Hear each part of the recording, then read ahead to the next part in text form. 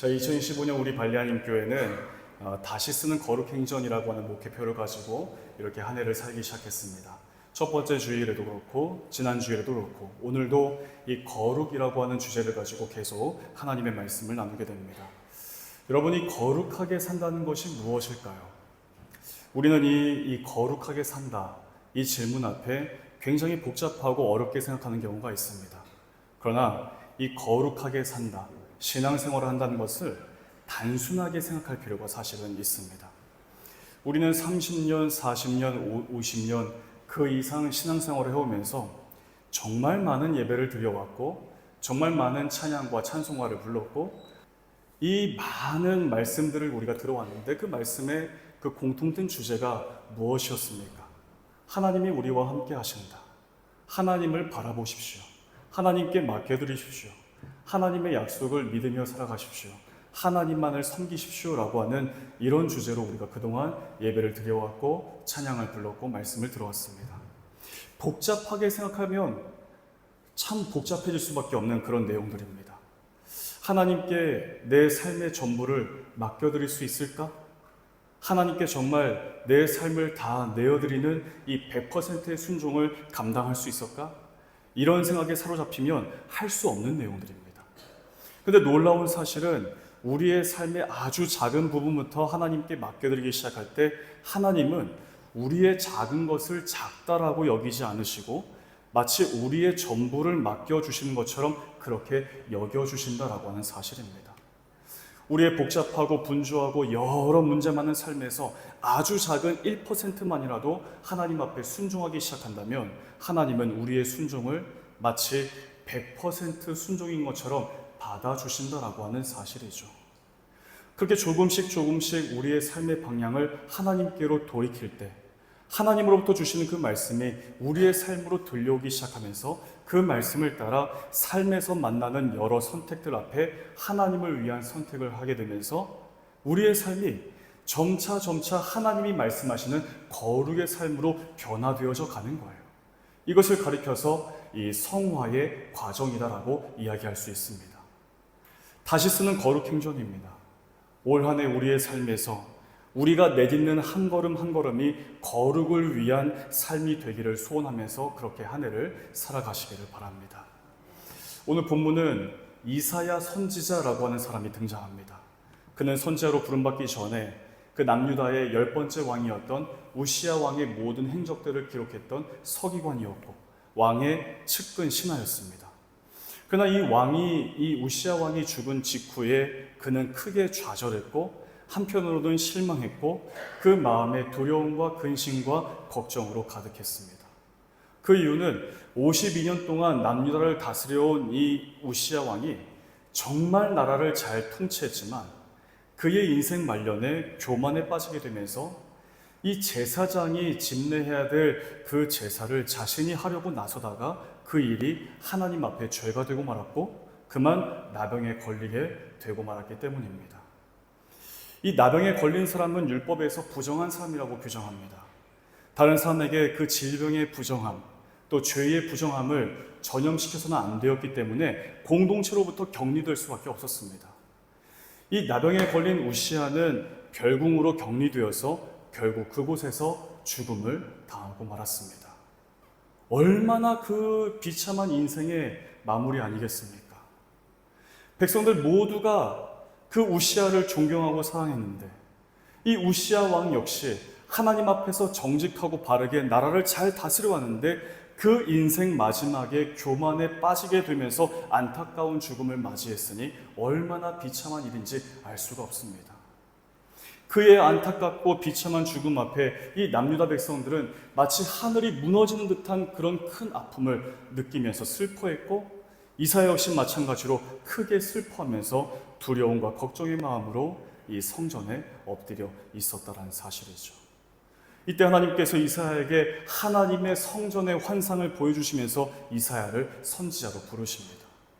하나님께서 이사야에게 보게 하신 것은 우시야 왕이 죽은 뒤에 비어있던 그 왕좌에 거룩하신 하나님이 그 높은 보좌에 가득히 앉아 계시는 것을 보게 하셨습니다.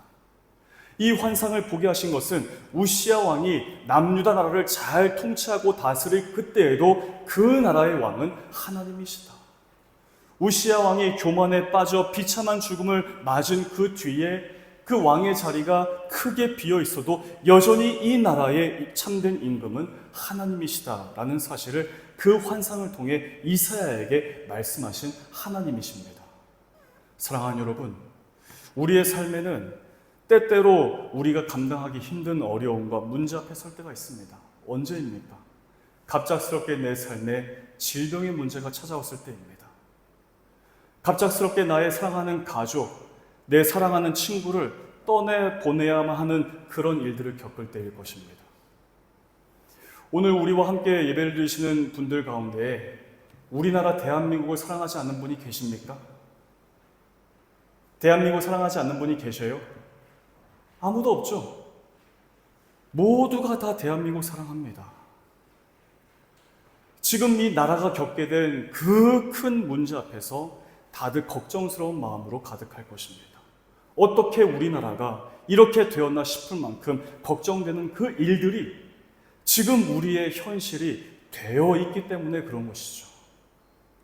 그러나 분명한 사실은 하늘이 무너지고 땅이 흔들리는 듯한 큰 문제가 닥쳐온다 해도 하나님은 온 세계의 주인이시고 만왕의 왕이시다라는 사실입니다.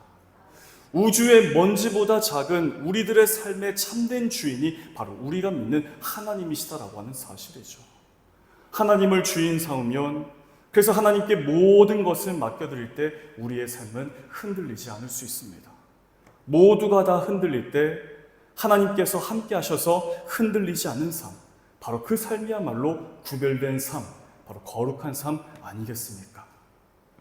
우리는 지난 주일에 이어서 이 이사야 6장 말씀을 통해 거룩한 삶을 위해 우리가 가장 분명하게 발견해야 될 것이 무엇인지를 우리가 함께 나눌 수 있기를 원합니다.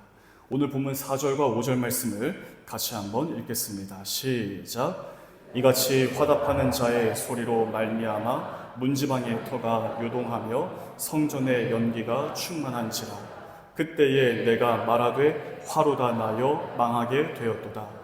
나는 입술이 부정한 사람이요 나는 입술이 부정한 백성 중에 거주하면서 만군의 여호와이신 왕을 배었음이로다 하였더라. 아멘. 저 높은 모자에 이 왕이 앉아 있어야 할 그 높은 왕좌에 거룩하신 하나님이 그 위에 앉으셨고, 그 거룩하신 하나님의 영광이 온 땅에 충만하여 그 충만함이 지금 성전에 엎드려 있던 이사야에게 마치 연기가 가득한 현상으로 나타나 보였습니다. 이사야는 이 교만함으로 인해 안타깝게 죽음을 당한 이 우시야 왕을 생각하면서 실망했고, 또 한편으로는 평생 그를 의지하며 살아왔기 때문에 우시야의 빈자리를 크게 느끼면서 두려움과 걱정의 마음을 가지고 있었습니다. 이 우시야 왕이 나병에 걸려서 별궁에 격리되었을 때 백성들 사이에서는 또다시 이 우상 숭배하는 일들이 횡행했습니다. 게다가 이 우시야가 죽은 뒤에 외부의 적들이 남유다를 침략하기 위해 호시탐탐 노리고 있다는 소식이 들려오면서 나라 걱정, 백성들 걱정, 이 근심 걱정하는 마음으로 성전에 엎드릴 수밖에 없었던 이사야입니다. 그런데 이 하나님의 거룩하신 영광을 바라본 그 이사야의 반응이 조금 이상합니다. 5절 말씀을 메시지 성경은 이렇게 번역하고 있습니다. 재앙이다. 재앙의 날이다. 이제 나는 죽은 목숨이다. 나는 이제껏 하나같이 더러운 말을 일삼았다. 하나님을 모독하기까지 했다. 나와 함께 살아가는 자들도 마찬가지다. 다 썩어 빠진 말들, 불경스러운 말들을 쏟아놓았다. 그런데 내가 여기에서 하나님을 대면하다니, 왕이신 만군의 하나님을. 그 거룩하신 하나님의 영광을 바라본 이사야는 자신의 내면 깊숙한 곳이 어떠한지를 분명하게 발견하게 되었습니다. 이사야는 자신 스스로 이 교만함으로 인해 나병에 걸려 삶의 마지막을 비참하게 보내었던 우시야와는 나는 전혀 다르다라고 그렇게 생각했습니다.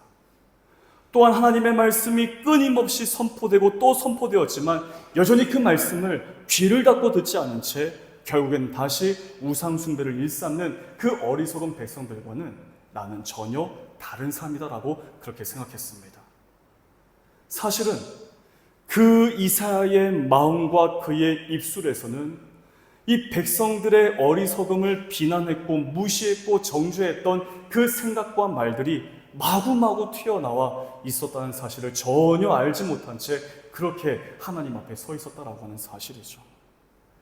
그러나 성전에서 이사야는 그 하나님의 거룩하신 임재를 경험하고 하나님의 그 임재 앞에서 자기 자신이 얼마나 부정하고 죄악으로 가득한지를 발견했습니다.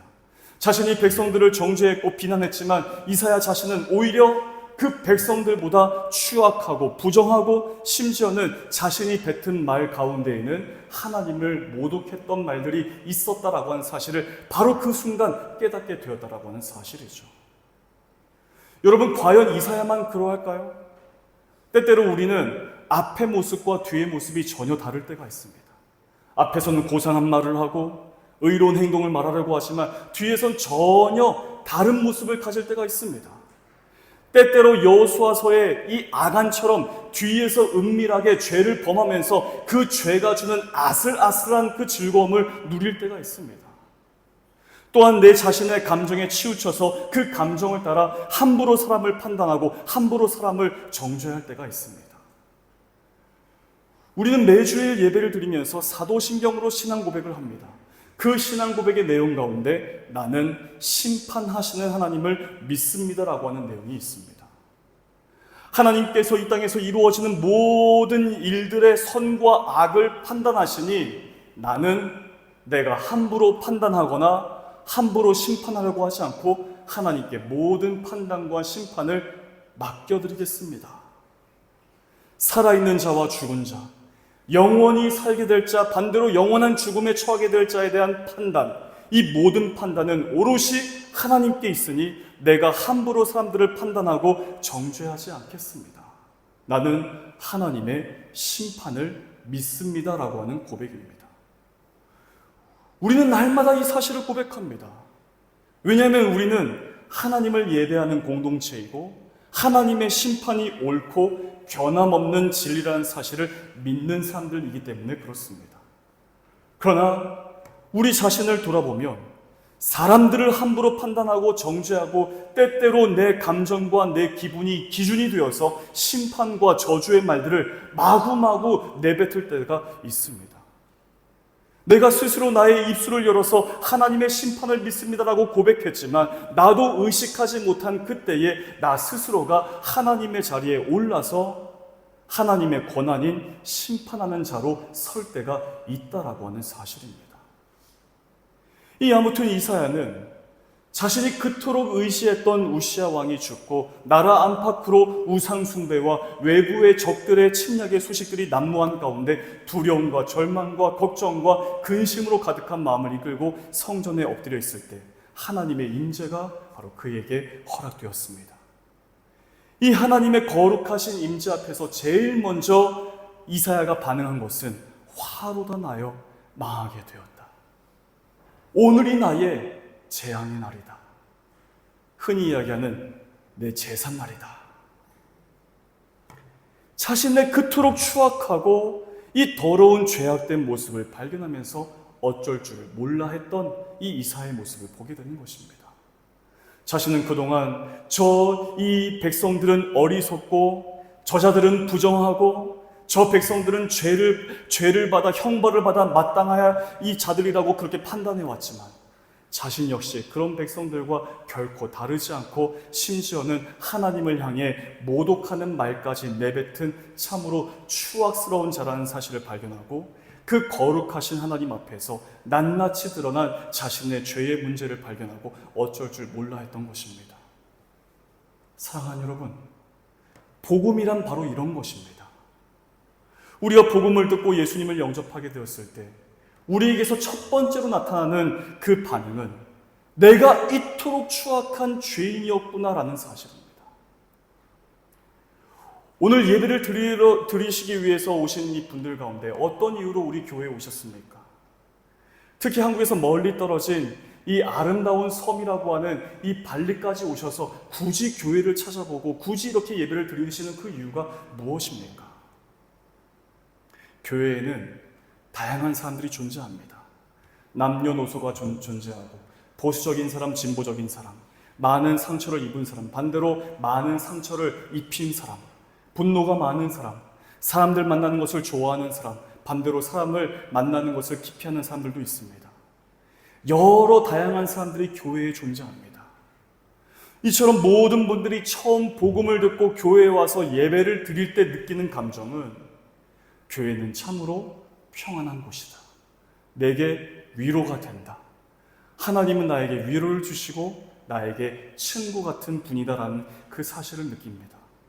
그런데 우리가 예배를 드리면 드릴수록, 그래서 하나님께 나아가면 나아갈수록 우리는 복음의 진리가 무엇인지를 깨닫게 됩니다. 그때 처음으로 부딪히게 되는 그 사실은 뭐냐면, 내가 죄인이었구나, 내게 이렇게 죄가 많았구나라는 사실을, 그 충격을 통해 발견하게 된다는 사실이죠.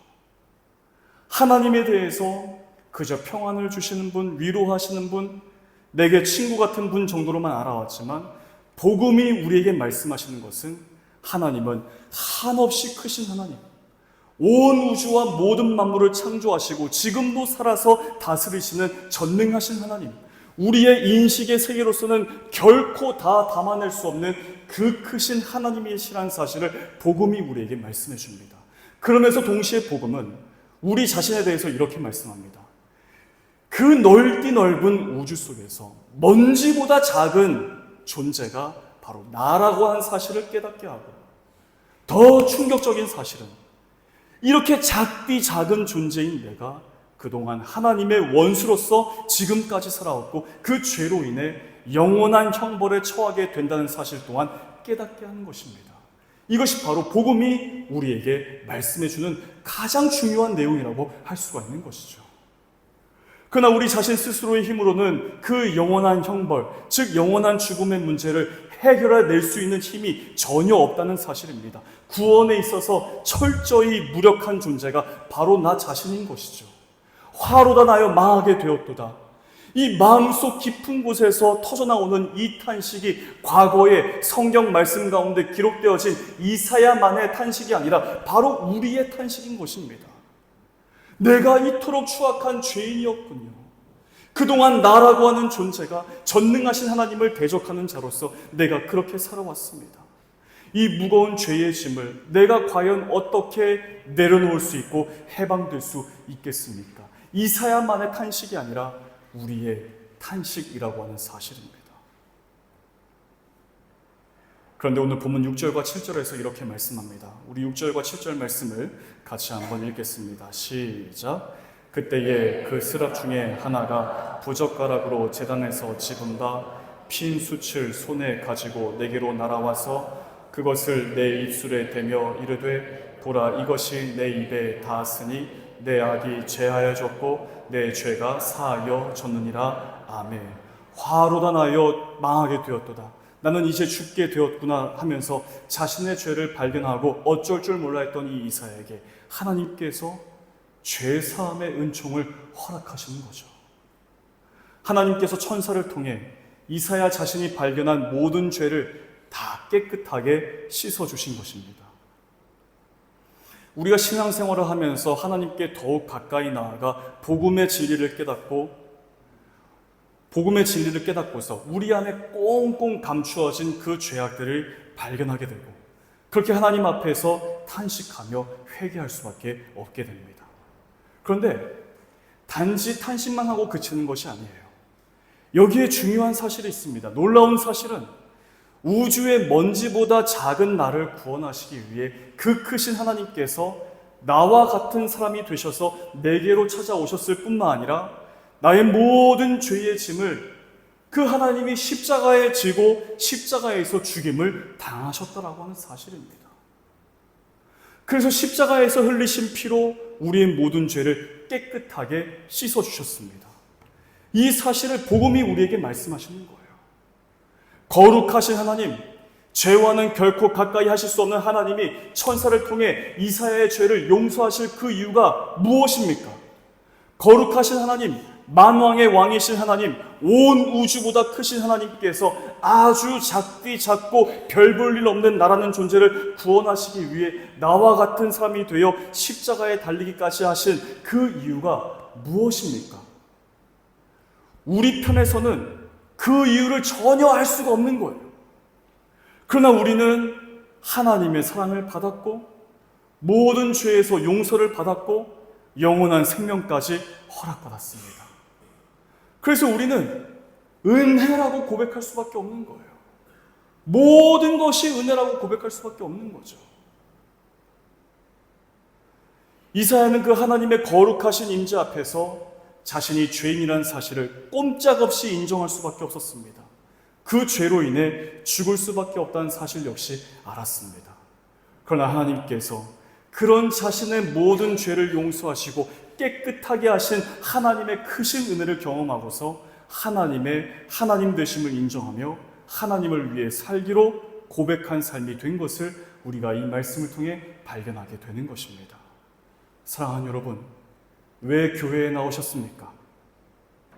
왜 발리까지 오셔서 한인교회 찾아오시고 왜 저에게 연락하셔서 차 보내달라고 하십니까? 보내지 않겠다는 말 아닙니다. 왜 그러셨습니까?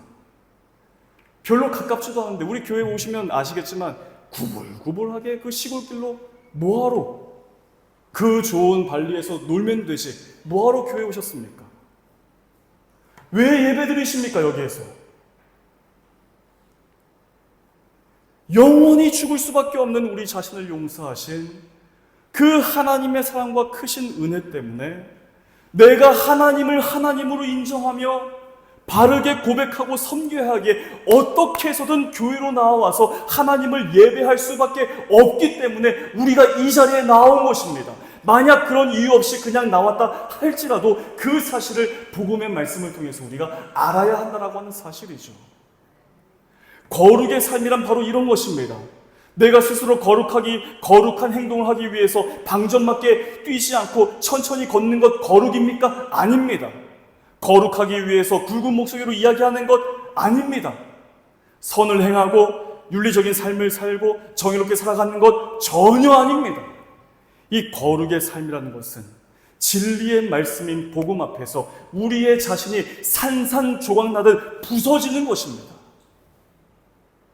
그러면서 나의 의가 아니라 내가 하나님의 은혜로 지금까지 살아왔고 앞으로 내 삶이 하나님의 은혜밖에는 없는 것이구나. 애써 아닌 척하면서 뒤에서 드러나는 그 교만함이 아니라 하나님의 은혜로 겸손하게 살아가야 하는 것이구나.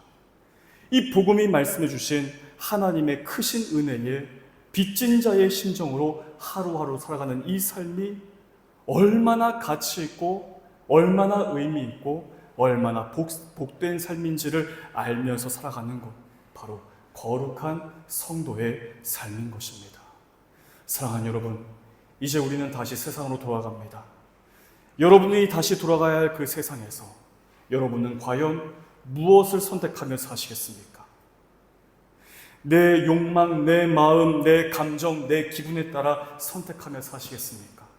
아니면 하나님께서 기뻐하시는 일들을 이 복음의 말씀을 통해서 깨닫고 하나님을 위해서 선택하며 사시겠습니까? 이 삶의 선택을 결정하기 전에 우리는 우리의 중심에 무엇이 있는지 돌아볼 수 있어야 합니다.